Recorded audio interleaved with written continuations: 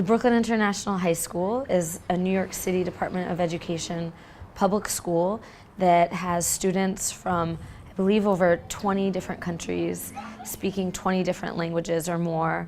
They come together to collaborate in a heterogeneous environment where they're challenged academically, learn English, learn how to collaborate, learn about themselves and one another.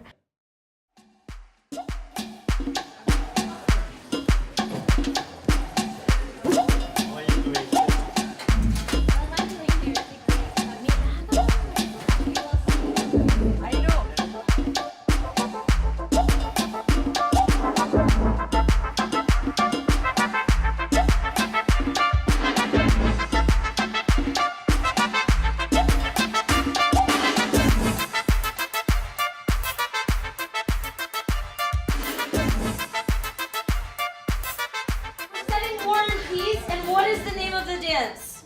The green table. What is the name of the dance? It was choreographed, it was created in 1932 between World War I and World War II. We're doing a portfolio project of the students' classes on war and peace, and the green table is probably the most iconic anti-war dance. I appreciate how it shows different perspectives on war and different ways that people experience war, whether they benefit from it, whether they're displaced by it, whether they're killed by it, and it allows students to consider a real-world issue. All of you work for the government of the country. Like Harlan told us, there's some money involved, and you are thinking and getting angry and thinking, should we go to war or should we not go to war? 5, 6, 7, 8, thinking. 2, 3, 4, 5, 6, 7, 8. I'm from Yemen. I'm coming here before 10 months. I got problem when I come in because in my country we have only one airport because of the war. My mom is in Yemen and my children for my sister in Yemen. We don't have class dance in my country.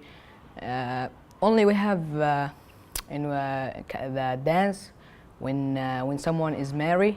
Abdullah's from Yemen. He's representing the profiteer, the perspective of war, of who makes money when a war happens.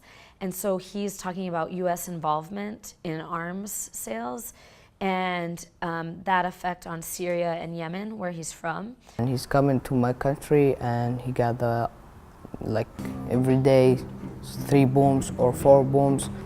Why he's gonna be fighting in this country and make this country is bad and take the school, take the bank, take all things, take the land. Right now our refugee population is about 4 to 5%. It's really low. Before the Trump presidency, it was probably about double, so about 10%, 8 to 10%. There's just less refugees, I think, being allowed in and or just coming to New York. But in general, the art classes allows the students to be able to express themselves and release different types of emotions without speaking. We want to see the end of a cash bail system. We say that we want our legislators to make real, vast changes in the way they bail. As an activist, I feel one of the things I should do is let people know what, inform them. 70% of individuals who are detained in Rikers Island and around the city are innocent until proven guilty. They're waiting to go to trial. Most of those individuals should not even be detained simply because they can't afford bail. Right now, as we speak, there are over 25,000 New Yorkers in county jails across this state who are not guilty of anything, who are in prison, in jails rather, because they cannot afford to pay their way out. Right now, we've bailed out 2,204 people. What we've found is that just being out of jail is the number one deciding factor if the person is convicted or not. So what will happen is a person will be arrested, then you're taken to what's called arraignment. The judge could say, I'm going to remand you, and that means that you have to sit in jail with no way to get out until your case is over, or the judge gives you a bail option. We have got to close Rikers, close Chowchilla in California. It is time for mass incarceration as it currently is to end. What do we want? Justice! When do we want it? Now! Our families are suffering and we can't wait. We gotta end mass incarceration in New York State.